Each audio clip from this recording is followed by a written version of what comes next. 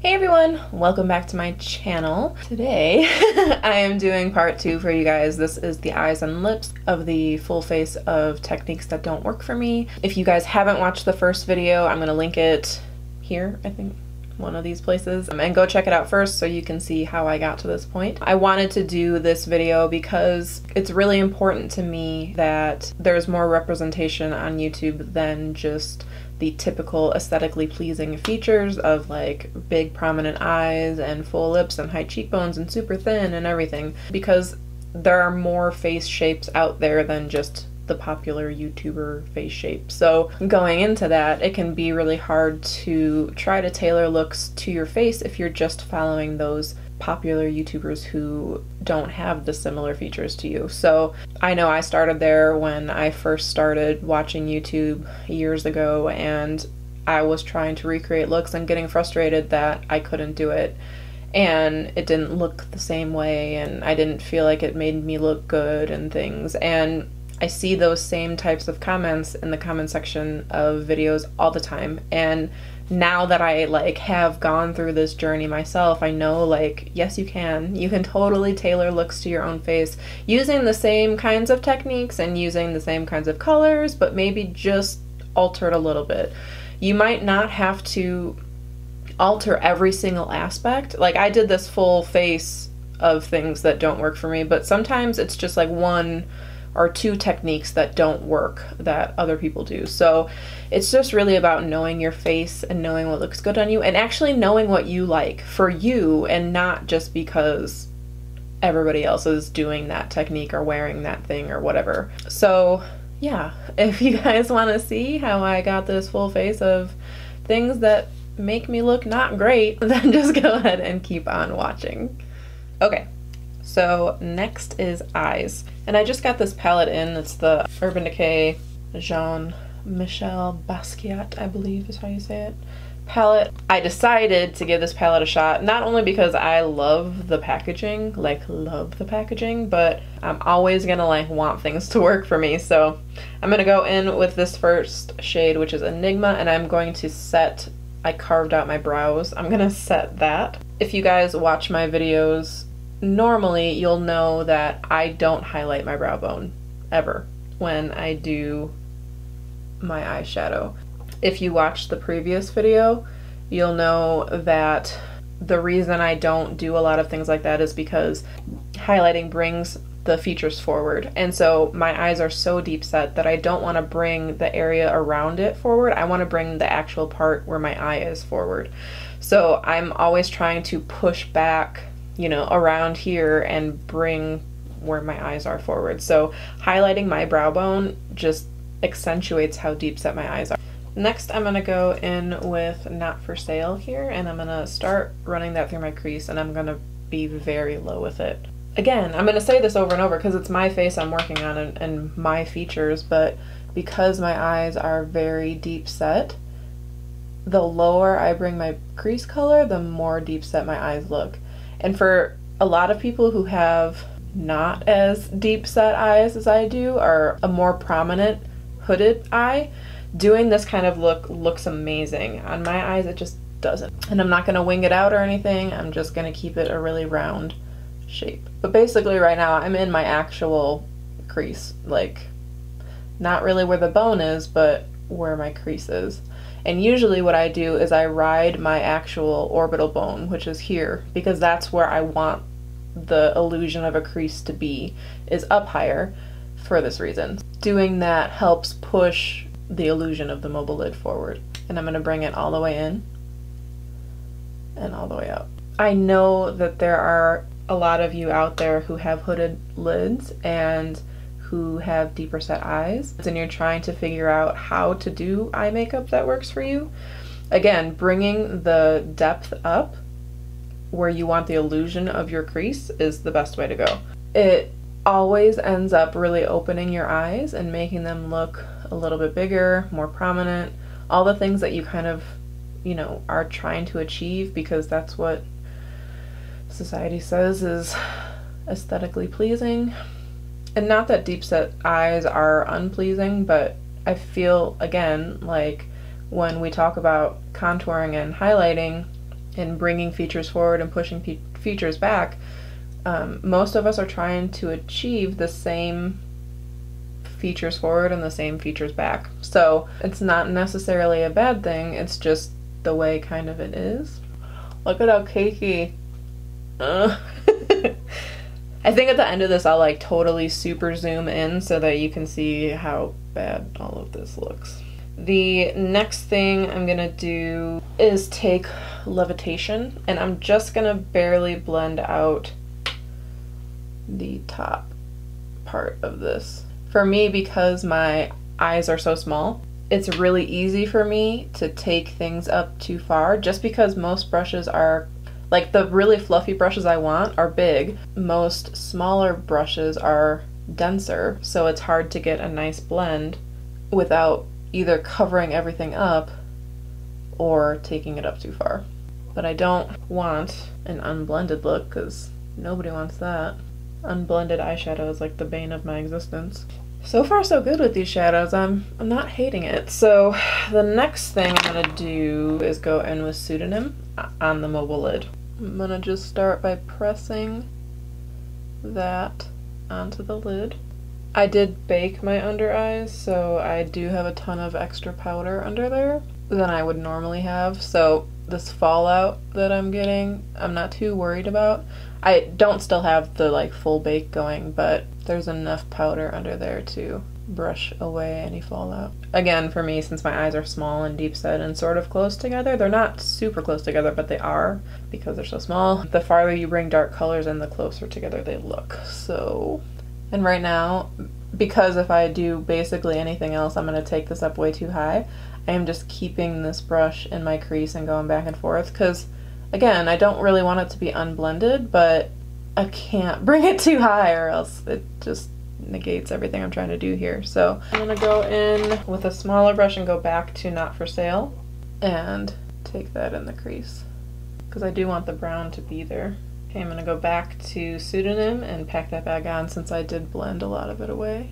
I watch people do, like, so many smoky eye videos are just this, and I watch people do it, and some of them it looks so amazing on. I don't know if you follow Jade Pierce, but she's got a prominent hooded eye, and when she does this look, it looks phenomenal on her, and I'm always so jealous. I'll link her channel below if you don't follow her, because I like what she does. So if you do have deep set hooded eyes, or even just hooded eyes or just deep set eyes, and you are finding it difficult to do a smoky eye, my eyes aren't as hooded as they could be. There are people who have more hooded eyes than me, where you'll see videos that are like 2 shadow black smoky eye, and it's black and a brown, and they do this technique. We can't really do that. We need another color, because we need to bring the depth up without bringing the super darkest color all the way up. So like this brown, we would need to bring up even farther, and then the lighter transition color would be up even farther. But we don't want to bring the black all the way up, because then, or whatever dark color you're using, because then it looks like you have a black eye. So when I see people doing smoky eye looks and the comments section is like, oh, I would look like I had a black eye if I do that, you're not bringing the placement to the proper place. You need, again, to take a look at your own face, and it's not going to be the first time that you do it. It's not. You're going to have to do it a couple times before you find the shape that works for your eyes, that you think looks good, and what doesn't make you look like you have a black eye, because that's really easy to do, especially when you're using dark colors. And it's not a reflection on you that like you can't do something, it's just you have to find the right placement, and there is right placement for every single eye shape out there ever, and everyone can do a smoky eye. Everyone. It is just about finding the right placement for you, and that takes time. It just takes time, and it takes practice, and it takes figuring it out, and that sucks. So a lot of people really want the quick fix to do makeup one time to go on a night out and look amazing, and that's not going to happen. So if you are getting into makeup and you want to do your own makeup for an event or whatever going out, do not try a new technique the night of. Practice before you go to bed every night before, the week before, and you will be fine. I mean, I don't want to say that you'll learn every single technique in a week because some of them are hard. You guys have seen my cut crease journey so far, and it's hard for me to find the right placement. Sometimes I'm too high, sometimes I'm too low, and every time it's okay, I can take away that this time I did this wrong and this time I did that wrong and next time I would like to try, you know, this or whatever it is. So it just takes time and knowing thyself. Don't give up, but don't ever expect, if you don't know how to do something, to be able to do it the night you're gonna go out and whatever it is that you're doing. Don't do that to yourself. Next step, a lot of people can do that I can't. Lining the whole waterline. Can't do it. So I'm gonna do the whole tightline and waterline. I'm using a navy blue liner since it goes with what we're doing. I'm gonna go ahead and do the top all the way in. Normally when I do my tightline, I only do it to like half or 3/4 of the way. I don't like to take it all the way in because it really closes off my eye. So now we're gonna do the lower lash line, and I'm gonna go in with Not For Sale again, and I'm gonna bring this pretty low. One thing I've found trying to recreate Jamie Genevieve's looks is that I cannot smoke my under eye out the way she can, and I think most of it is because they're so deep set that I don't have that little like lip thing that she does where it like hugs the under corner of her, or the under part of her eye the same way. Now what I'm gonna do is take the color that I highlighted my face with, which is Stargazer by Melt, and I'm gonna highlight under my brow bone. I'm like getting physically sad about this because I really don't like the way this looks. This is so bad. And I'm just gonna blend between the two. And then I'm gonna take that same highlight and highlight my inner corner, which for me, placement here matters, but mostly it's about not dragging it down. Like I can't only do like the underside of it like some people can. I really need to bring it like up and onto the lid and not on the lower lid. Okay, so before I put the falsies on, the one thing that I want to say about mascara is if I put mascara like every day on my bottom lashes, it really just drags down my eyes, so I never put mascara on my bottom lashes unless I'm wearing falsies. I need something on top to balance it out because my lashes on my lower lash line are pretty long for my eyes, so it just brings like everything down really far and I don't like the way it looks. So I don't know if you'll be able to tell or not if it looks bad. While that's drying, I'm gonna go to my lips, and I overline my lips, especially in videos, especially with liquid lipstick. For me, because my Cupid's bow, the actual line of it matches up with the pigment in my lip, and it is so prominent.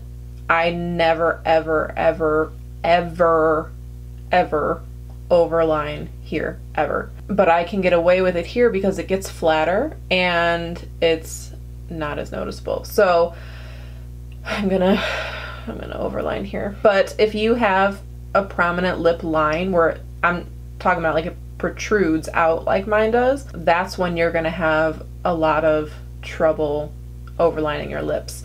If they are more flat, you won't have as much trouble. Obviously, there's still things that you can't do because it'll look funny, but this is gonna be painful. Okay, so I love my Cupid's bow. I love this area of my mouth. I love the shape of it. And some people I see do like, they connect the dots almost with the top of their Cupid's bow, so I'm gonna do that.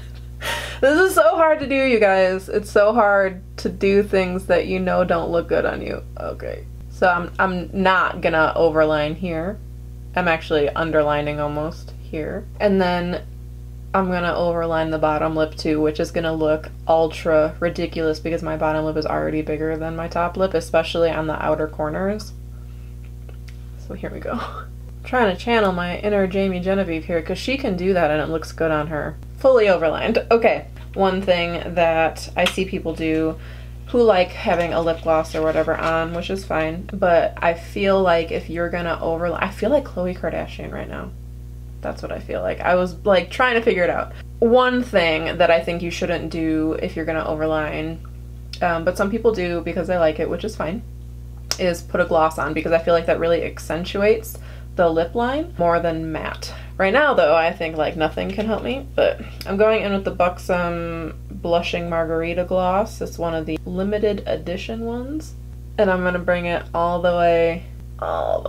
Again, if you have a really flat lip line, this would be fine on you. You would be just fine even with the gloss, because you're not gonna have, you can see the gloss is really reflecting right off of where my actual physical lip line is. So if I was doing this on out here, it wouldn't look like that because the actual lip line is not as prominent. Okay, so this is the finished look. This is just things that I think don't work for me. Like, I don't know if you see it the way I do, but especially looking like full on straight at you, it's like you can't even see what I did with my eyes, and it just looks like my eyes have sunken into my head even more than they already are. This isn't making fun of anything. It's not bashing the way anybody does their makeup. It's nothing like that. This is just stuff that doesn't work for me on my face shape, on my eye shape, the way I prefer my makeup to be. It's just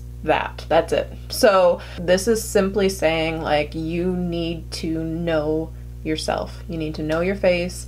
You need to know what you like on you and what you don't. I know, excuse me, that some people with deep set eyes really love to accentuate that, and that's fine. I'm not saying anything against that. I don't personally like that on me. So this is just, for me, the do's and don'ts for me. I don't like a super light base and then dark bronzer, contour, harsh contour. I don't like overlining the top of my lips. I don't like the Instagram brow on me. I think it's too structured for my face.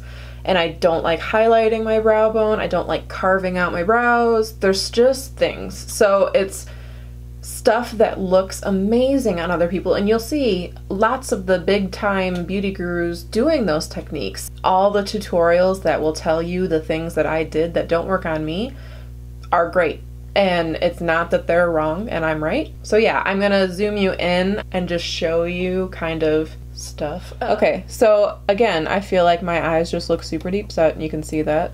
I feel like the brows are just too much. The lip line is very Khloe Kardashian right now, and I don't know if you can see how cakey and weird my makeup is. Just, it's really the eyes for me that really do it. But I'm gonna stop rambling now. But if you want to see a more in-depth, you know, how to work with hooded eyes or whatever, let me know, because I will do that. If you liked this video, I know it's a little bit of a weird thing to like because I'm showing things that make me not look good, but if you like this video, go ahead and give it a thumbs up and subscribe if you haven't already. If you have, thank you so much. I really appreciate it. I really do. And like I have said in my past couple videos, it might be helpful to hit the notification button just because I am not still uploading regularly, and then you'll know when I've uploaded if you're not checking your subscription feeds often. I really would love to see some of you guys do this. I would love to see other YouTubers do this. I hope you guys liked it. I really hope you guys do some of this. If you have a channel or if you post it to Instagram, tag me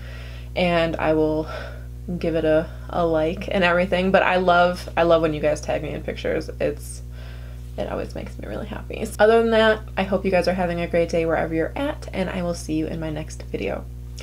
Bye everyone!